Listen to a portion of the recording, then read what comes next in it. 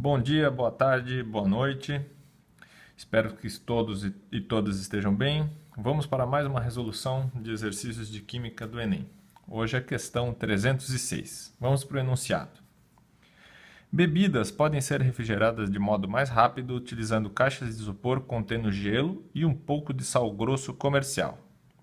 Nesse processo ocorre o derretimento do gelo com consequente formação de líquido e resfriamento das bebidas. Uma interpretação equivocada, baseada no senso comum, relaciona esse efeito à grande capacidade do sal grosso de remover calor do gelo. Do ponto de vista científico, o resfriamento rápido ocorre em razão da alternativa A, variação da solubilidade do sal. Isso aqui está errado, pessoal. A temperatura de derretimento ou temperatura de fusão do gelo na presença de sal diminui de 0 graus Celsius para aproximadamente menos 3 graus Celsius. E essa pequena variação de temperatura é útil para esfriar as bebidas, mas não é o suficiente para causar uma variação significativa da solubilidade do sal. Ou seja, a variação da solubilidade do sal não é uma propriedade significativa nesse caso e também não vai ser importante para a diminuição da temperatura de fusão do gelo para se transformar em água líquida. Vamos para a alternativa B. A alteração da polaridade da água. Veja bem, a água é uma substância polar. O sal é uma substância polar, tão polar, na verdade, que a gente chama de iônica. Mas o texto diz alteração da polaridade da água. A polaridade da água não é alterada. Um sistema composto de água e sal, que é uma substância iônica, tem uma propriedade diferente de água pura. Mas a água em si não tem a sua polaridade alterada. E sim, a composição do material é diferente. Passa de água pura para água contendo sal, cloreto de sódio. Então, a alteração da polaridade da água não é um fenômeno apreciável nesse caso para causar uma diminuição da temperatura de derretimento do gelo. Então essa alternativa também está um pouco fora de contexto e a gente percebe que ela está errada. Alternativa C, elevação da densidade do líquido. Muitas vezes a gente discute que a água do mar que contém sal é mais densa que a água doce de um rio, de um lago ou mesmo a água destilada que não tem sais. Mas essa variação de densidade ela também não está relacionada com nenhum fenômeno térmico.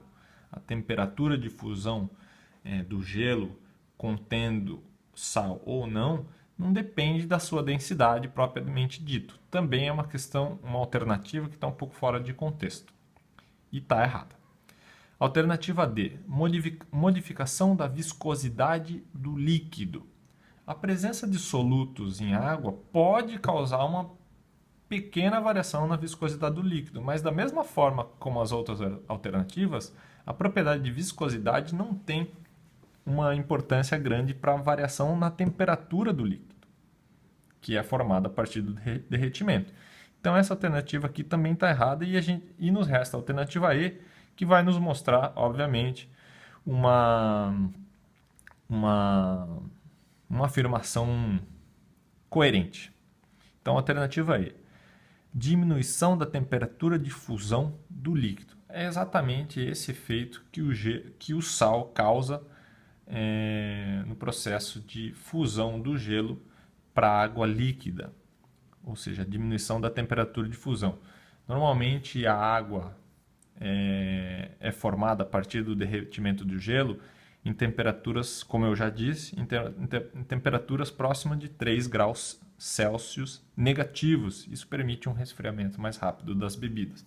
Agora a gente vai para um aprofundamento importante, é um aprofundamento em físico-química, um pouco rebuscado, um pouco complexo, mas vai dar um pouco mais de embasamento para quem estiver interessado e quem quiser se aprofundar.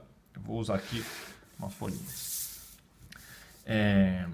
Uma coisa importante antes da gente começar é definir isso aqui. Vamos colocar aqui. A energia livre de Gibbs, que é a energia útil de um sistema físico-químico, de uma substância química ou de um sistema físico-químico em geral, é dado pela entalpia menos a temperatura vezes a entropia. Tá? Existe uma função importante entre a variação da energia livre de Gibbs, que é o G, e a temperatura. A gente pode fazer ela assim. Vamos fazer uma derivada parcial. Isso é assunto de cálculo de nível superior, mas vou chegar num resultado interessante aqui. A variação da energia livre de Gibbs em função da temperatura vai ser igual o negativo da entropia. A entropia não tem nenhuma multiplicação ou nenhuma função com a temperatura. Quem tem função com a temperatura aqui é a entropia. Então, a variação parcial da energia livre de Gibbs em função da temperatura vai ser igual menos a entropia. A entropia, alguns conhecem, é o que a gente correlaciona de modo, de certa forma vulgar, com a desordem do sistema. Então, toda vez que a gente aumenta a temperatura de um sistema físico-químico qualquer, pelo fato desses sistemas começarem a ter mais agitação, a entropia aumenta. Mas esse sinal negativo aqui diz que, embora a entropia aumente, a energia livre de um sistema diminui. Isso acaba resultando num gráfico muito comum para diagramas de fase ou sistemas que representam o potencial ou a energia livre do material, que é um gráfico no eixo Y. A energia livre de Gibbs, que é basicamente a energia útil de um sistema físico-químico, em função da temperatura.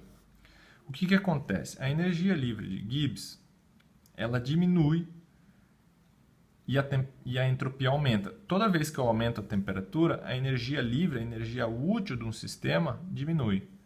Vamos fazer uma curva aqui para a energia livre de um sólido, G de sólido, tá? Então, à medida que vou aumentando a temperatura, a energia livre de Gibbs de um sólido, que na verdade é o potencial químico, tá? De um sólido, vai diminuindo um pouquinho. Chega um momento em que a energia livre de Gibbs é igual à energia livre de Gibbs de um sistema líquido, desse mesmo sistema líquido. Vamos falar do gelo e da água. Então, vamos colocar uma curva aqui da energia livre de Gibbs do líquido, água líquida, por exemplo. Tá? Nesse ponto aqui, em que essas duas curvas se cruzam, a energia livre do gelo ou do sólido é igual à energia livre do líquido. Esse ponto aqui é o ponto em que as duas energias são iguais e é onde a gente encontra a temperatura de fusão. Tá? O que acontece? Quando a gente coloca um soluto em água, sal em água, a energia livre do líquido em geral diminui. Essa curva que está passando por aqui, que representa a energia livre do líquido, na verdade ele fica posicionado abaixo. Diminui-se a energia livre do sistema em relação ao sistema puro. Então aqui é uma solução, digamos assim, quando a gente tem sal na água, por exemplo. Então o que acontece? Se a curva de energia livre da solução é menor do que a curva de energia livre do sistema líquido puro, água pura, por exemplo, o que vai acontecer? Se vocês acompanharem a curva aqui, aonde que essa curva da solução contendo sal cruza com a curva do sistema sólido? Aqui, ó. Tá vendo? Aqui, nesse ponto, a energia livre do sólido, gelo, é igual à energia da solução, água com sal. E aí a gente vai ver aqui, fazendo uma paralela no eixo Y, chega aqui, o que aconteceu? A temperatura de fusão diminuiu. Passou, por exemplo, de 0 graus Celsius para menos 3 graus Celsius, aproximadamente, tá? Então, isso é o que a gente chama de abaixamento crioscópico. Abaixamento crioscópico. É basicamente o efeito que um soluto causa na temperatura de fusão de um líquido. No caso, sal em água, diminui a energia livre da solução. A solução tem energia livre menor do que o sistema líquido puro, e isso faz com que a curva de energia livre da solução cruze a curva de energia livre do sólido numa temperatura mais baixa. Então, a temperatura de fusão diminui de 0 para menos 3 graus Celsius. E, obviamente, a água líquida a menos 3 graus Celsius consegue resfriar mais rapidamente uma lata de bebida, de um refrigerante, de água ou de qualquer bebida que vai ser consumida com maior velocidade. Por isso que isso é utilizado normalmente nos isopores, aí, a adição de sal. É um assunto um pouquinho mais difícil, é uma físico-química um pouco mais aprofundada, mas esse tipo de gráfico aqui, ele às vezes pode ser até comum no ensino médio, tá bom? Mas é uma resolução um pouco mais clara aí para vocês poderem ter material um pouco mais complexo, ok? Para finalizar, então, vamos voltar para a questão. Vamos ver aqui. Nesse processo ocorre o derretimento do gelo com consequente formação de líquido e resfriamento das bebidas. Por quê? Porque o sal provoca a diminuição da temperatura de fusão do líquido, da água. A alternativa E está correta. As outras estão um pouco fora de contexto, um pouco difícil perceber isso, principalmente para quem não teve aula de físico-química ou tem dificuldades com físico-química, mas foi colocado aí um pouquinho de aprofundamento para vocês. Boa tarde, boa noite e boa manhã a todos e todas. Até a próxima.